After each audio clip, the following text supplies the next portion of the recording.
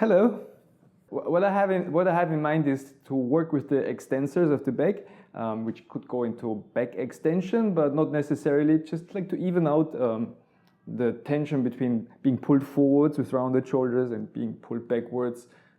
A couple of movements to give you fresh ideas, totally new ideas, hopefully, of how we can work with the back extensor and integrate them in a full body, really like a full body, full person, full whole self movement experience. Let's do this just a few quick movements to prepare for a longer journey.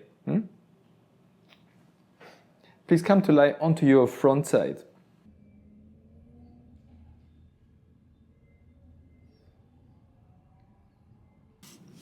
And if possible for you, choose a hard surface. Needn't be like a stone tiled floor like this, but a hard, like a wooden surface, a carpet, not a bed, something that really gives you feedback. And then come to lie onto this kind of surface. Not the most comfortable maybe. And just see how you fare, how you do it, how is it to lie to fully lie down. Okay, so your head. So take care of your neck. You could have your head to the left or to the right or in the center. Anyway, just feel how it is now to come to lie onto your front side. Okay, so let's start with the first movement. So the legs are extended. I don't know, maybe you can touch your insteps to the floor. This would be nice for me. There's so much tension right now in the body, so it's not really, they don't really, you see, they're off the floor. I don't know if that's a good thing or a bad thing, but just see how it is. And our first movement is just to stand the toes and see how that is. So some people, they have really, really nice soft toes, and it's easy for them to curl the toes. Like you can see my toes are more like twigs. I wonder if there are joints inside my toes. I don't know. How is it for you? Please check this out, see how it is for you, and then extend your feet again. So this is going to be our first movement, but of course with awareness. So we're looking for all these things. For example, symmetry. Is it easier for one foot than for the other to bring it to stand? Is one foot faster than the other? Is it the same in between the big toe and the second toe for both feet? Or do you touch down with more toes or more to the outside, more the small toes, more inside? How far do you have your legs apart? What was your first stance for your legs? Do you have them really close together? And so these are things, just play with these things. I explain. So this is like a self. I give you a lot of options to prepare for something bigger later.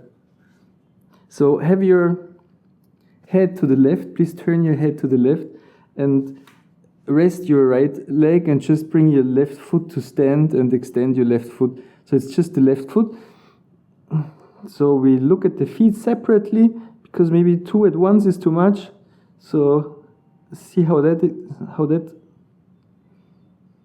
And you will see if you do this 100 times or 150 times, this will start to hurt maybe because these are muscles maybe we don't use a lot. So yeah. And then after this, please turn your head to the right. So now I'm facing away from you. I can't see you anymore. So,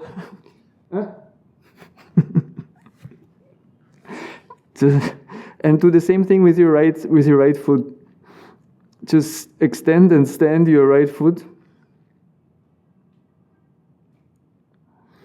And so it's the right foot, and your head is turned to the right. So also here observe how much of a bend you have in your spine, a side bending. Where do you put your head? In which angle? There's so much degrees of freedom. Where did you put your right leg? Is it far away from your center line, like midline, imaginary midline, or close to that midline?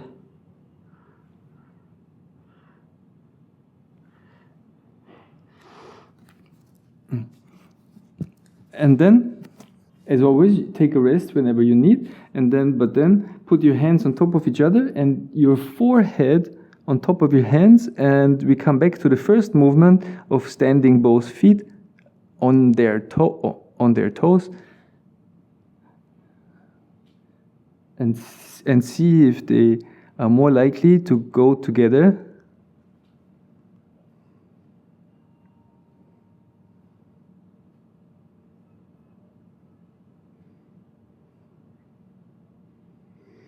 How is this? So now there would be time for a break and the rest on the back, but it's a quick lesson. We continue with the next movement. So please stand both your feet with your toes. So so this is going to be our starting position. And now please lift your knees. See how you lift your knees and bring them back down again. And here, if you are like a movement professional, you suddenly can see where this is going. You can see there's a method, there's a system, there's a sequence happening. And then, yeah, do you have your head to the left? I have my head to the left so I can see you. No, this is a strenuous. This can be too serious, and we need to have it a little bit light. There need to be like an air of lightness. Just keep it easy, even though like we're going to in an extension. So okay, of course. Then it's the left knee on its own. And then it's the right knee on its own, and both again. And of course, if you lift the knees a little bit higher, then your pelvis will lift, and the point of contact on your chest will shift towards your neck. And again, we have the question of symmetry. So that's why we, for example, left leg, we do just the left leg, stand the left leg, the feet of the left leg, and then just lift the left knee off the floor, or just lift the right knee off the floor, or both.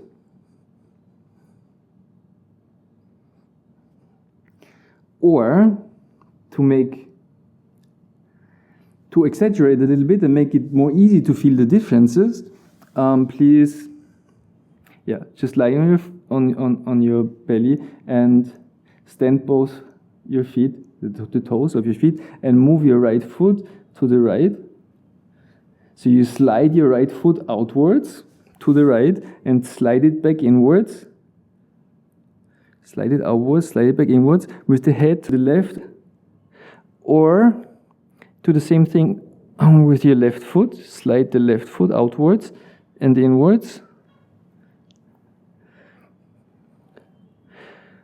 Or both together. Maybe let's have the hands in a push-up position. And slide the feet, both feet to the side, and to the center again, and to the side.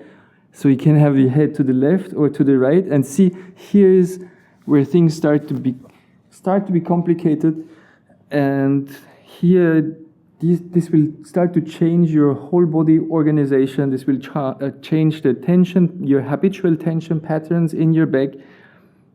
This will change how you lift your knees and how you lift your pelvis, and of course how you stand upright and how you do your back extensions.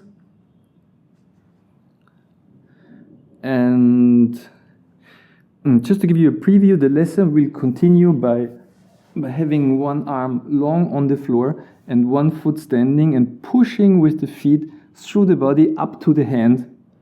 But that's like a long story.